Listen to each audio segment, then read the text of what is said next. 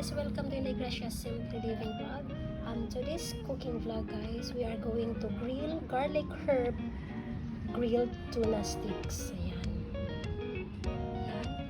The ingredients guys are garlic, olive oil, paprika, calamansi, and lime,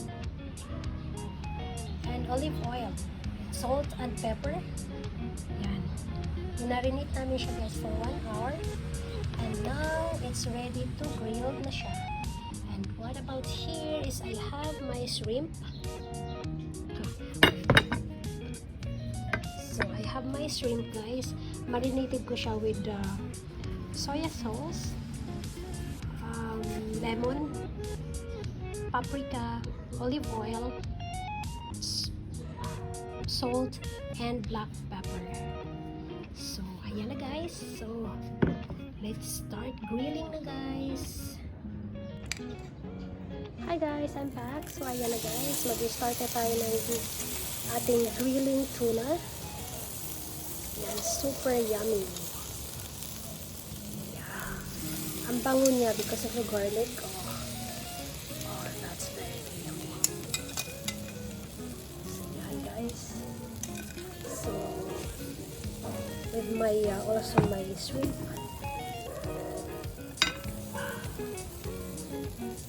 Oh, ang bango niya super. Yan, nilalagay na natin yung shrimp. Ooh, super yummy.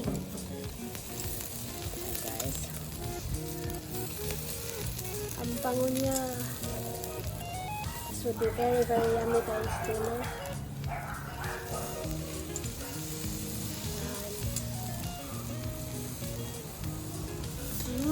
Super bango. See guys. Guys, look at the sunset guys. Oh my gosh, look at the sunset. Wow, it's beautiful. Yan. And look at the grilling food. Oh man, look at the sunset. Look at that guys.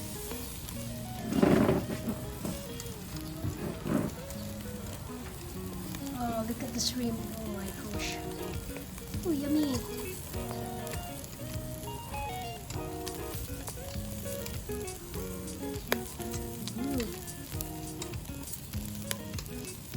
Wow.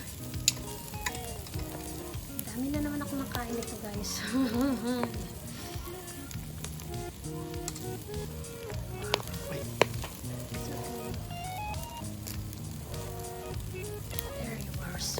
Super yummy. It's okay like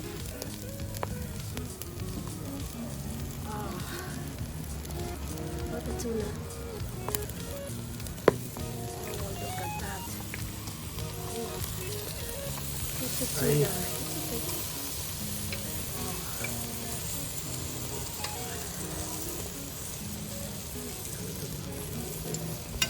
So, ayan guys. Luto na ang aking shrimp. Oh, so much yummy. Yan, ang tuna din guys is almost done. Oh, yan.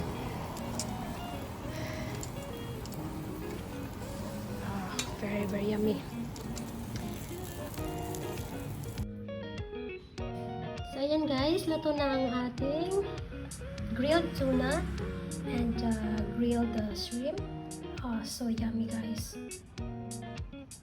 Ayan guys. Kung bago lang kayo sa aking YouTube channel, please do like and subscribe. Hit the notification bell para ma-notify kayo every time na may new uploaded ako or live streaming. So, take care guys. Keep safe everyone and see you sa mga susunod na vlog ko. God bless!